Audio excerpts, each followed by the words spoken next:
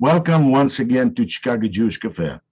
Today we have a very interesting person as our guest. At the age of 17, he was kicked out of his high school. He started his own publishing company, specializing in non-Aryan German literature.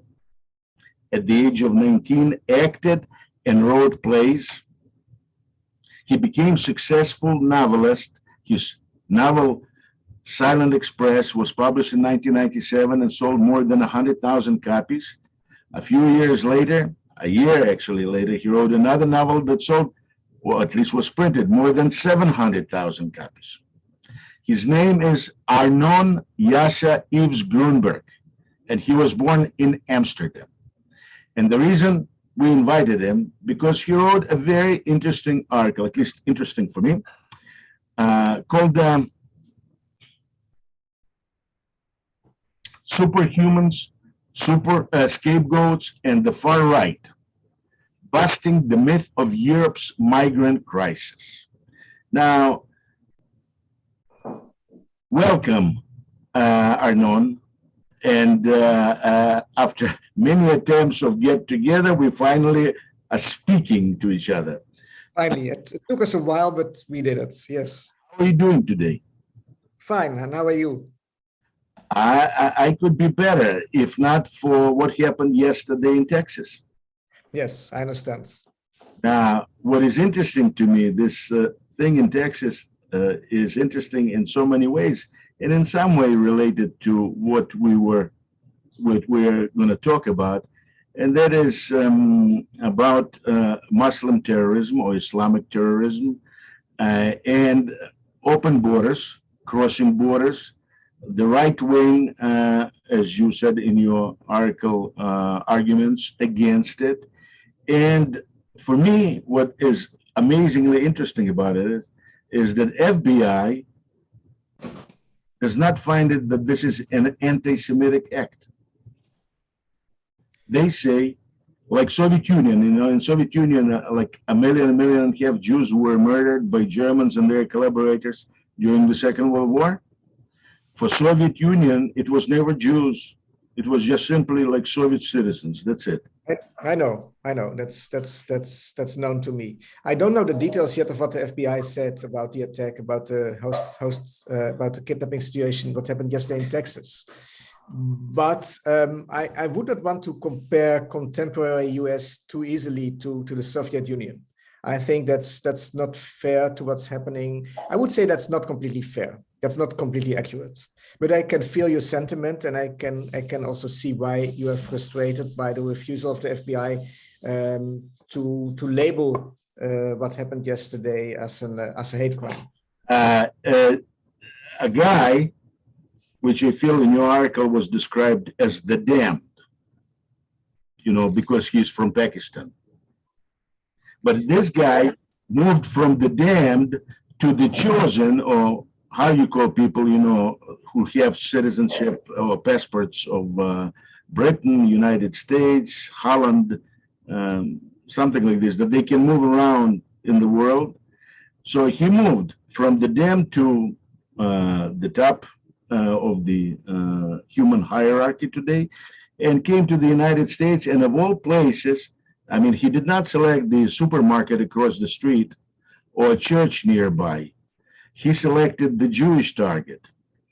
And FBI has the audacity to say he has nothing to do with anti-Semitism.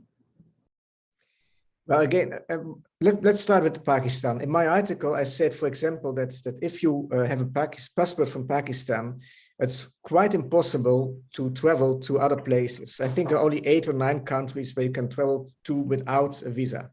And then I compared it to most of the states in the European Union, and they have access to I would say, more than 160 states where they can travel to. So this is what by a German sociologist, Stefan Mau, has been called nation-state privilege. And I want to emphasize that of course this is a huge difference between this privilege is the reason why many people would like to have a passport, would like to obtain a passport of a state where they have the same privilege that we have as Europeans or as Americans. That's what happened yesterday, and unfortunately, there's a very unfortunate accident or incident that this man happened to come from Pakistan is not something that I would label purely coincidence, but I would be hesitant to say that He's a Brit. that he is an example of all people who came from Pakistan to the US or to Europe. So I think we should be very reluctant to say, oh, you see, we open the borders, and we have not opened the borders yet. But of course, people come in, because when people want to find a hole in the wall, they will sneak through it if their desire is big enough. That I think we should be very hesitant to say, okay, this is like really, this is because this is what Pakistanis do. This is because he's from Pakistan that this happens. I think incidents happen all the time. Yeah, excuse me. I have to say why I'm not hesitant for two reasons. First of all, he is a British citizen. You know, he moved from Pakistan to Britain. He became British citizen. From damned to this chosen, he became, you know, in his lifetime. That's number one. So there's flexibility on this issue already. But another one is that the agitation for this woman that is in prison, that was given, what, 89 years or 87 years in prison time for an attempt to kill American servicemen, and who he tried to get out of it, was, as I understand now, a very, very public campaign in Muslim world, originated and organized by the Prime Minister of Pakistan. Now, Pakistan is a nuclear, although it's damned, people there, as you say, with their passport are damned, they're a nuclear power that can threaten the world in a very easy way. Yes, Pakistan has it's like India. It's one of the few nuclear powers in the world, and I think this worked quite well. Nobody's talking about any nuclear danger coming from Pakistan.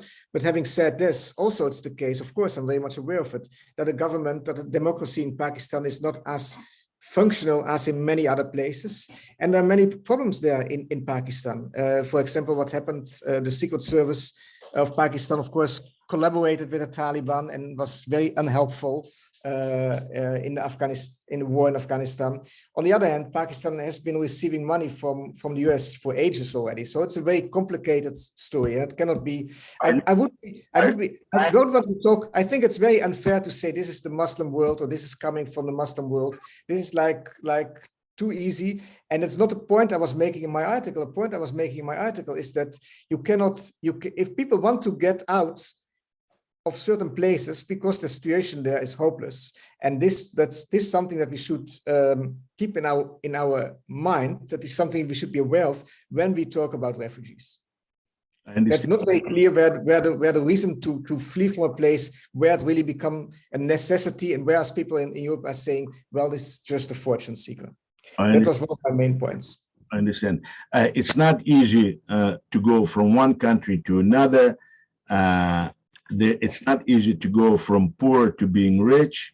It's not easy to go from black to white. It's not easy. Many cultural divides among the human beings, among humanity, are not easy to cross. Now, for me, as we talked before this conversation, you know, I'm from the Soviet Union, and for me, the issue of borders, you are a Jew from Holland, and I think for you, issue of borders is also of certain significance. And I invited you specifically to talk about this issue. I mean, in the middle of 19th century, the borders were much more open in the world than they are today in 21st century. So my question is, which way the world is moving? Well, I think you can see clearly a way that borders have become more closed, and it's for many people have become more difficult to cross a border. Whereas, and also this is the point, there's a very interesting book I quoted already from it by Stefan Mau, this German sociologist, who said for the persons with a good passport, a so-called good passport, it became easier to go from one place to the next. Excuse me. But for the people who don't have such a good passport, who have like, let's say, a Colombian passport, a passport from Pakistan, passport from whatever place that is not high regarded in the world, it has become much more difficult to go from one place to the other. And still still the best way, this is something you must know, and you came from the Soviet Union to the US, if you want to fight poverty, if you want to have a better life, migration is the easiest and the best way to do it. And I think people migrated since mankind started. That's our history. And I don't think that open borders are realistic, not at the moment. Nobody wants that. But we should become less obsessed about the danger of migration. I mean, the US wouldn't have been the US without migration.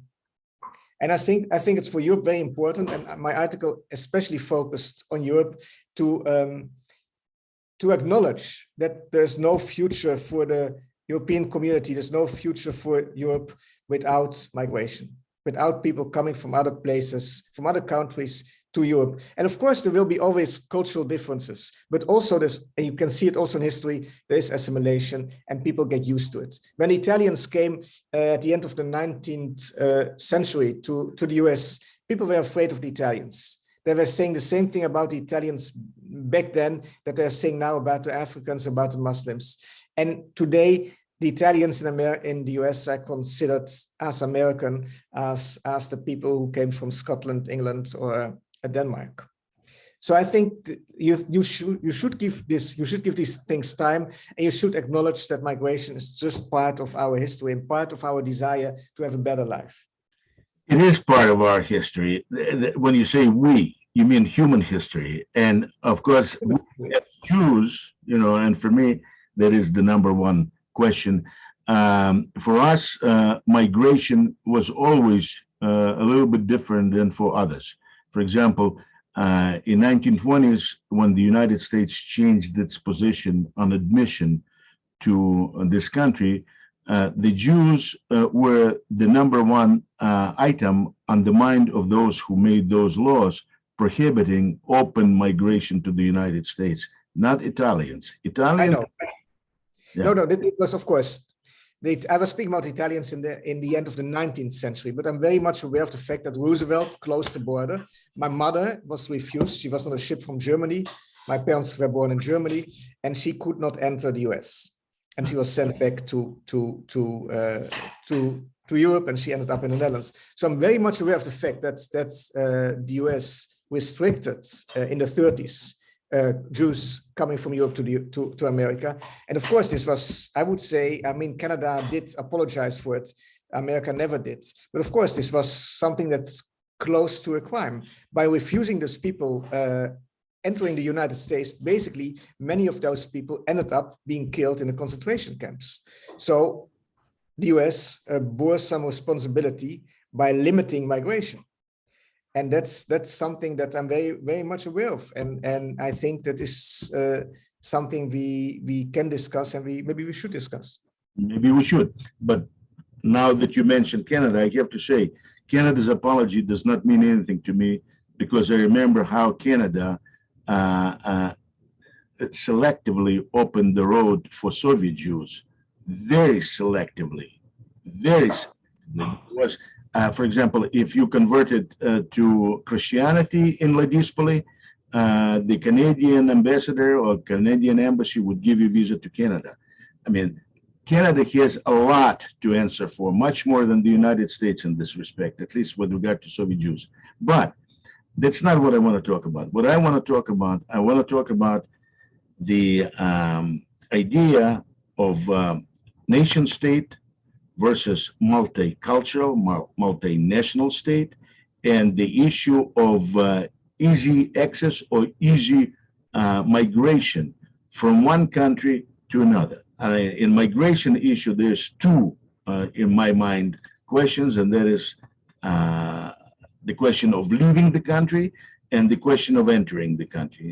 Soviet Union was the question of leaving the country, first of all. In North Korea, there is a question of leaving the country, first of all. I think in Cuba, still the question of leaving the country to this day. There's a number of other countries, where the issue of leaving, that is, of servitude to the state, is a number one thing. But of course, the bigger issue is the question of where to.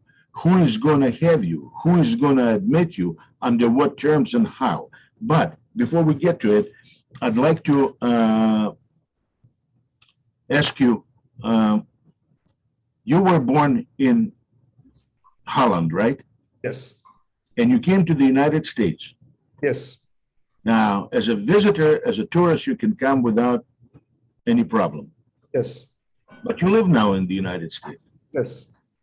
Yes, that's a very good question. It took me a long time to get my green cards. It was hard work to get my green cards. I came to the US on an O1 visa, first on a journalist visa, then on an O1 visa.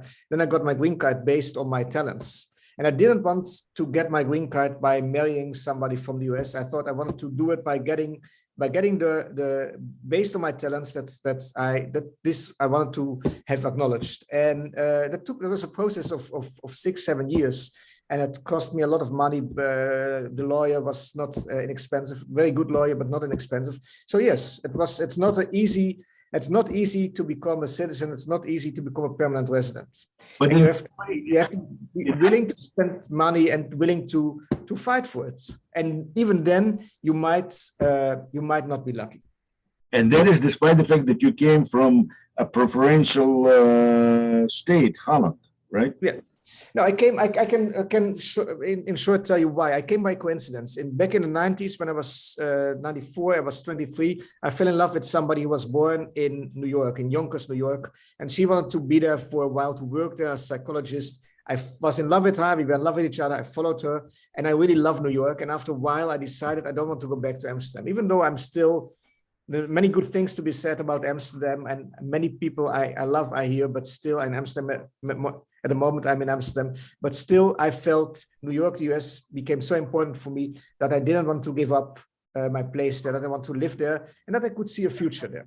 So the way with all the negative things that can be said about the United States and the many things, I felt at home there. Even though I would never say about myself, I'm not sure about how it's with you, I would never say I'm an American in us, the other Americans who were born there. There's still a division, a cultural division, a division in many things, but still there's something special about New York, and in this regard also about the US, which why I decided to be there, which I still am very fond of that place. And whatever happens on a political level, I'm not going to leave. I understand. And I would love to give a separate conversation about you, about actually crossing the cultural barrier. And because you're a novelist, you're a person who deals with these elements, in human psychology and relationship between people. And that is a very, very interesting point. Now, another interesting point, of course, that the guy, a Jew from Holland, is moving to New York and feels better in New York. Yeah, well, maybe it's important to say that both my parents, they were Jewish. They came from Berlin, Germany. So with regard to the Netherlands, I always had this feeling that being born in Amsterdam, having Dutch as my first language was important, but there was always this feeling that it was really coincidence that I ended up in the Netherlands. I never felt like really a Dutch person. The Dutch you like a tip. No, I felt there was always a bit of a distance between being Dutch and being me. I felt from Amsterdam. I felt at home, and I still feel at home in Amsterdam. But I was not. There was not. Being Dutch was never for me like something I identified with completely. There was something maybe artificial, and it had to do with the history of my parents and with the fact that they always had mixed feelings in many ways about being here. That's in short, and that's I think one of the reasons that I liked New York. And of course, another thing, when you ask me about being Jewish and living in New York, I think that one of the things that I really appreciate about New York is that being Jewish there, even though there's anti-Semitism everywhere, but I think it's not that, it cannot be compared nowadays with what was happening in the Soviet Union, or for example, in the 30s and 20s in Germany and elsewhere in Europe. I think it's one of the beautiful things about New York is that being Jewish is not like an issue there. You can be Jewish there, whatever that means, without the need to talk about it, without the need to explain anything, without the feeling that this is something that can become an issue. And that's still, despite what happened, what's happening in the last couple of years in the US, despite what happened yesterday in Texas, still my feeling. I'm in full agreement with you, and I understand. I think I understand what you're saying, but I want to say something about this feeling of a Jew feeling comfortable in the society where he lives, that is outside of Israel. In 15th, 16th century Poland, the rabbis and Jews of that country at that time considered Poland to be a paradise. I know. In Germany, where your parents are from, during the First World War, before the First World War and during the First War, Jews considered themselves to be the greatest of German patriots. The greatest nationalists were the Jews of 19th century, German Jews of 19th century, and in Austria. Now, because they felt that Germany was it. Now, there's many places throughout our history where Jews feel comfortable. And what happens to those places? And those places are mostly multicultural. I mean, like Germany in 19th century was multicultural because it started the 19th century as different lands. And then nationalism initially was liberal and uniting. And then it turned upside down into a Nazi type of nationalism. Now, in the United States, the way I see it right now, this multicultural, multinational society is undergoing a tremendous change, which I believe we're seeing only the beginning. I mean, what we've seen in the United States in terms of attacks on Jews over the last few years, maybe 20 years, we have not seen in the entire history of the United States. There was 1915 problems, in Georgia and on and on and on, but nothing like what's happening now. This guy, this Pakistani guy, Muslim guy, of all places, to attack, he took the synagogue. I mean, there was no church, there was no mosque, there was no supermarket, but he decided that it's Jews that need to carry the blame for whatever he feels the United States has done wrong. Yes. Well, if you look at the attacks against Jews recently in the US, mainly they're not mainly coming from Muslims, but mainly coming from right-wing white Americans. And indeed, this is troublesome. And I think, even though I don't believe that the US is on the verge of a civil war, I think that's not happening yet. And I'm not sure if that's happening. I'm less pessimistic than quite a few other people on this issue. I do think that, and of course, Jews traditionally have been a scapegoat always, but nowadays we are in a better position than last century or 200 years ago. If I look at the United States, I had a discussion 2 weeks ago in New York about this with a friend of mine. He said, if there's a scapegoat today who will be threatened, he said, I think it's the Asians. They're in a much more vulnerable position than the Jewish people. And I tend to agree. I think we should not too easily think that it's always us and that we are always the most in danger. Nowadays, I still, despite I'm not blind and I'm not naive, I still feel fairly safe in New York, in the US, and also in Europe. I think other minorities are in a more difficult position. But Asians, let's say that Asians, I don't agree with you on this point, but let's say that Asians are the minority of choice to be selected, for attacks and things like this, and for pogroms possibly. Although we see that 52% of all attacks right now are against Jews, 52%, and 30% of them are Muslim, by Muslims, 30%. But there's left, there's right, everybody, like right, where you're not going to replace us and things like this, Exactly. Everybody is upset or sees something upsetting to them about our people. But my question to you is this. Asians, may have a place to go if something happens.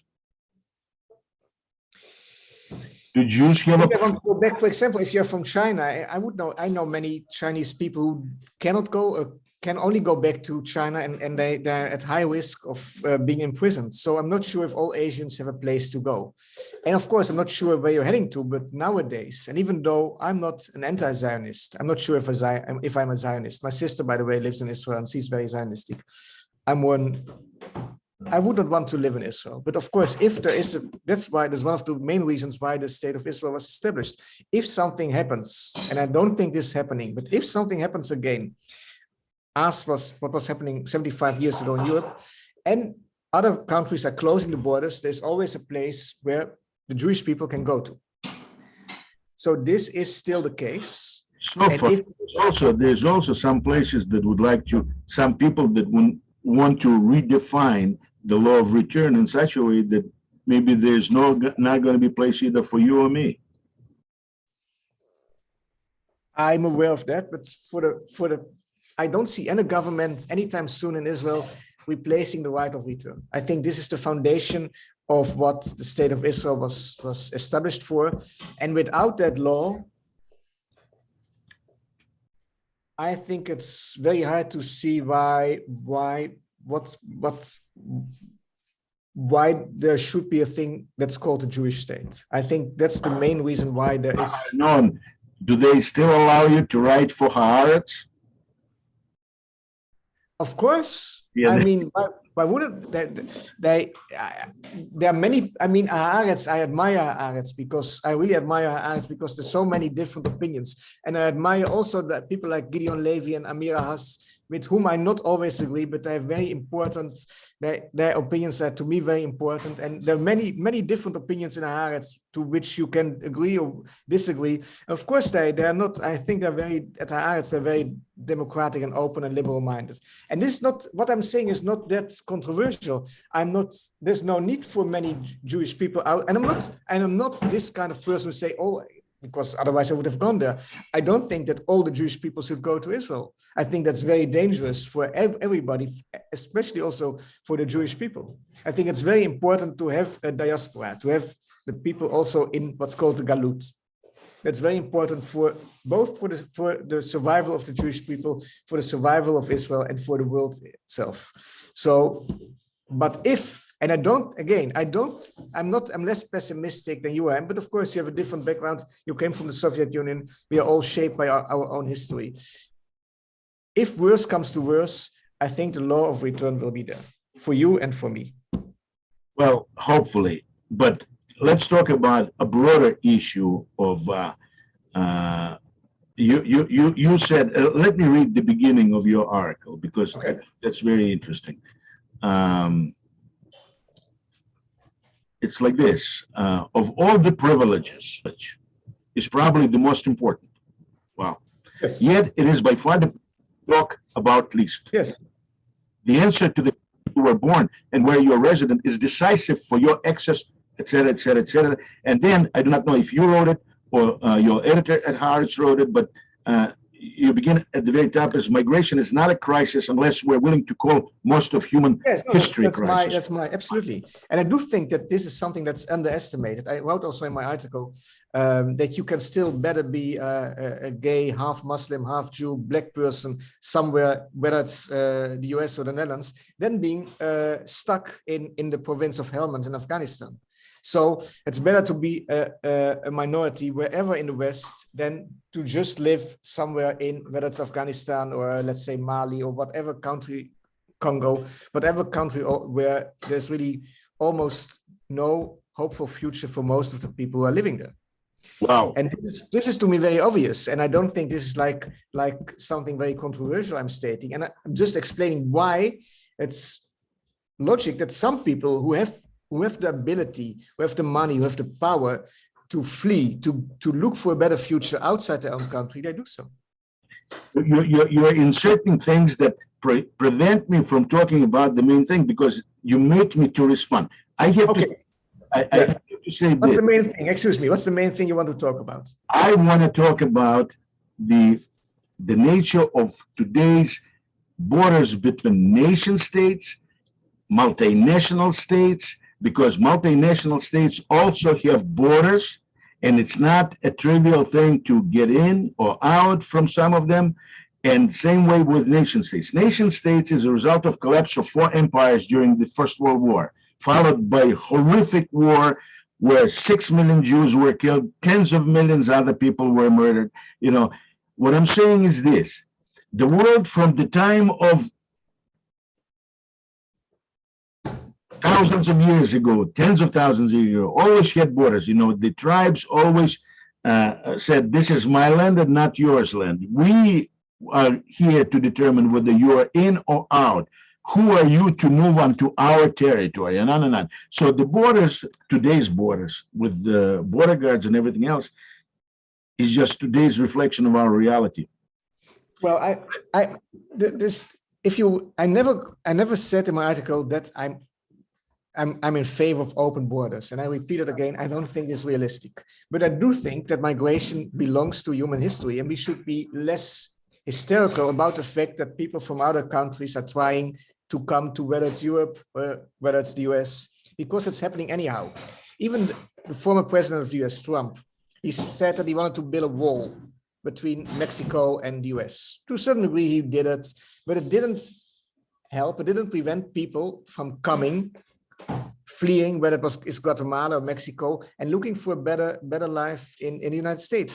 And also the United States, without all the immigrants from Middle America, from Mexico, from Latin America, would not have been the same United States. If you throw out all the illegal immigrants in the United States, in New York, for example, all the restaurants would be closing. You would not have one restaurant that's open. So I think we should not be too hysterical about the fact that people illegally, whatever it's called illegally, are crossing borders, and that we should be a bit more welcoming and a bit less harsh in discussing these things. And also, especially, I was focusing on what was happening in Belarus and the European Union at that time, that we should not be, the European Union should not be willing to get blackmailed by a dictator from Belarus who is seducing people from Iraq and from Syria to come to Minsk and then send them to the border. And Poland, of course, being Poland, is shutting the border down. I think we can handle those migrants, and I'm pretty convinced that we should not. An argument for me on the nature of that people should be welcoming to their countries, but it depends on those people and how they define themselves. For example, talking about us as Jews, there's one passage in Torah which blows my mind, just absolutely blows my mind. It says that if a runaway slave from outside of land of Israel comes to you, you should allow him to settle in any place in your land. Yes. I do not know who wrote it. It has to be some provocateur sort of. No, I think it's very human. In the Torah, in the Old Testament, you can find humanity. You can find also awful things, but this is also very humanistic side, a very human, a soft side to Judaism, and this is a very nice example of it. Yeah, of course, a runaway slave. At that time, there were still slaves. You should give him. You should not send him back. You should welcome him and give him the opportunity to become a member of your land. Yes, but not say that if he wants to become part of you. No. A runaway slave, it does not define what mentality, what religion, what idol worship he has. A runaway slave, he runs away from another country neighboring with you. Now, there's going to be people running after him. And when you come up and say, no, you cannot cross this border because it's our land, there's a very strong possibility of war, because when one runaway slave runs away and finds shelter in your place, there could be thousands following him. Well, this is, by the way, I have 5 more minutes, then I have to go. But if you want to continue another time, I'm open to do that.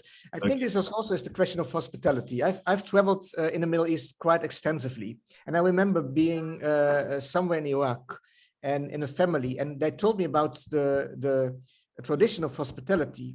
And I said, if somebody comes, because of course I was there as a Westerner, and this is like to get you, if they want to get you, because at that time there were many kidnappings, and as somebody from the Netherlands, from the United States, I was worth some money. But this person, this family said, if they want to come to get you in our house, we have the tradition of hospitality. First, they have to kill all of us before they can get you, because now you are our guest. And in our tradition, it's very important. It's more than important. It is our obligation to protect the guest from the enemy. I agree with you. This is an important tradition. It's a very important tradition. In some cultures, it's more important than in others. But I do think that this is part of.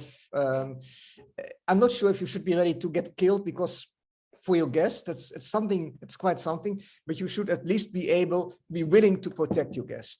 Well, but maybe this willingness means that you should die for him. Maybe. And one last thing, and then, Alexander, I'm happy to talk with you another time. I don't believe that there is this big difference between the Muslim people and the Jewish people. I think we are much closer to each other than many people. We're closing now, but I want to ask you about you mentioned Iraq. Did you tell him that you're a Jew, not Dutch? For my own safety, I didn't do it. But then I had bodyguards from Iraq, and at a certain point, I didn't call myself Arnon. I called myself Arnold. At a certain point, one of the Iraqi bodyguards, I hired them to protect me. He looked at me. We were having lamb kebab, and he said at me, "Listen, I know you are Jewish, but I couldn't care less. I couldn't care less. We have our own problems. What's happening about Palestinians and Israel? You know, we Jewish, Christians, Muslims, we all believe in the same God. The only people I can't stand are atheists." Now, this is what he said now because of changes after Saddam Hussein. In Iran today, you still would be very, very hard pressed to tell them that you're a Jew. But in Albania, Iran is a different. But in Iran is is a place where there still is a large Jewish minority. But Alexander, I really have to go now. I enjoyed talking to you. Let's continue if you want. Send me an email and we continue in a few weeks. Sounds good. It was a pleasure talking to you, even if we happen to disagree about many things. But it was a pleasure, and thank you for your patience. Even there's no movement forward. Okay, exactly. I agree with you. I know. Nice talking to you, and hope to talk to you again. And absolutely, I'm open to it. Sei gesinnt. Bye. Sei gesinnt. Absolutely. Bye, Alexander. Bye.